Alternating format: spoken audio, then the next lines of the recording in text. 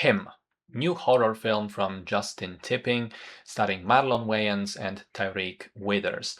Had an excellent trailer, cut like a Nike commercial that suddenly flips into intriguing horror territory. The film follows Cam, an up and coming football quarterback projected to be the next great player in the league.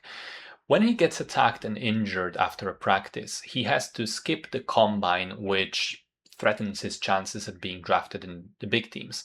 And then Isaiah White, the current best quarterback, considered one of the greats of the sport, reaches out, invites Cam to come to his training facility for a week, train together, get some advice, help the younger player get into the big leagues, which leads to increasingly fucked up things happening. So I thought this was one of those cases where you have immense potential and mediocre results.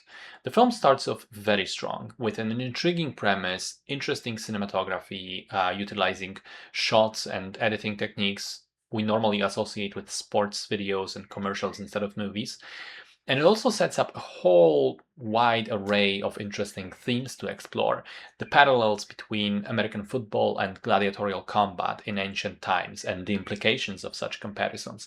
The stardom culture in sports and the dangers of crazy fans. The idea of transience and succession in sports, the role of sports in American society, the place of specifically black athletes in sports and what is expected of them, the ideas of sacrificing everything for sports performance. And then sadly, the movie seems to look across all of those themes and say, nah, I'm not going to do anything interesting with any of this. Instead, it goes more and more off the rails with violent, weird, unusual sequences that seem to be much more style than substance. The entire final 20 minutes of the film is just a mess and a nonsense that doesn't really say anything cool. It just wants to look fun, I guess, but it doesn't really mesh with what was set up. And the darker and creepier tone of the beginning of the film doesn't lend itself to suddenly becoming a full-on pastiche.